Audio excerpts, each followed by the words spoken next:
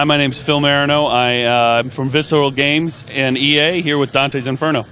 All right. Well, can you tell us what's the story about? It's the book is originally written by Dante, and did you have to read the book? Absolutely. The whole team's read the book multiple times. You know, Dante's Inferno from EA and Visceral is a recreation or our interpretation of the 700-year-old poem. We're all big fans, and you play as Dante, and you go into the 9 circles of hell to for your unrequited love Beatrice to battle the ultimate boss Satan, and it's fantastic. Yeah, about the circles, can you describe them? Are they different? How do they look? Absolutely. The 9 circles in Dante's Inferno is what really is going to make gamers excited and really in what they're going to enjoy. Each level is very different. Gluttony is like intestines, and you know, the fecal rain from the book. You know, a limbo is very dark and it's sort of the portal into hell. And so every level is very different. Dante went himself, the poem or the poet in the text went into great detail to describe hell.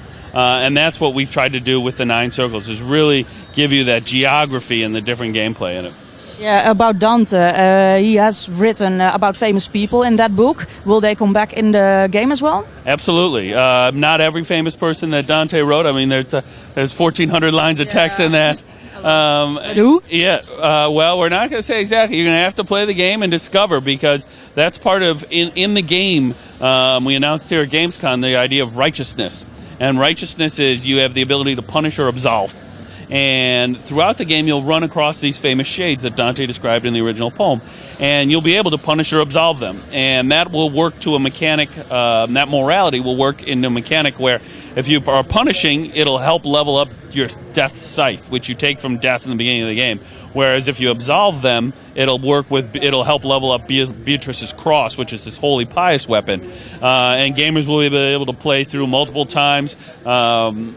And work on both pieces, and it'll carry through from game to game. Yeah, so it's you're going to through the 9 circles, absolutely, and you have to defeat enemies. What can you tell us about the fighting system? And you were just talking about magic. Right. In the fighting system, there's 2 main elements. There's Death Scythe, and then there's Beatrice's cross. Death Scythe works for more. There's a light and a heavy attack on Death Scythe, along with countless combos that you'll be able to upgrade it to. Beatrice's cross works as more of a ranged attack and an area or crowd control to sort of stun them and move them back. Both those you'll get right away, and you'll level them up throughout the game. There's also some magics within the game that are attained by defeating certain major characters throughout the 9 circles. I will reclaim my rightful place in paradise. My path will be paved with the sins of man, and yours, Dante, shall be the bedrock of my return. It looks, I'm sorry, I have to say it, a little bit like God of War. What do you think are really the new aspects in this game? Or the differences? Yeah, no, absolutely. Well, we're all, with Dante's Inferno, we're always pleased when people compare us to God of War, because it's a great game. We're fans of it as well. But with Dante's Inferno, the idea and the ability to explore the 9 circles of hell is really what is going to excite gamers and have people talking about it. The things you do in gluttony and greed and anger and all the other circles are specifically unique to Dante's. One of the things we're doing that's really interesting is this idea of the tameable beasts, where you'll be able to not only take control of these, but actually fight as part of them. In the demo we just showed you Flagius from the anger level, and he's going to take you into the city of Dis, which separates the sins of malice from the sins of flesh, into heresy, and just start taking the place apart with you in control. I mean, such a famous book about that period. How long are you guys working on this title? Well, we've been working on it for a little over 2 years, and when you read Dante's Inferno, or when you look at Dante's Inferno, everyone who's ever read it has wanted to paint it or depict it. And you'll see all those Rodin with the Gates of Hell, Bruegel Bosch, all different aspects, even contemporary, like Wayne Barlow, who's been working on Dante's Inferno. And so we're real excited about this, transition or this medium and bringing it to people. Looking to the future, actually this is the first part of Dante.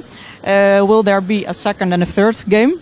Well, we certainly have ideas for Purgatorio and Paradiso, and we think they'd make great games. But we're really just focused right now on Dante's Inferno and making it as good and enjoyable for everyone out there. And if people enjoy it and there's a demand for more, I think we're happy to oblige and do a Purgatorio and Paradiso. I think you really should do that.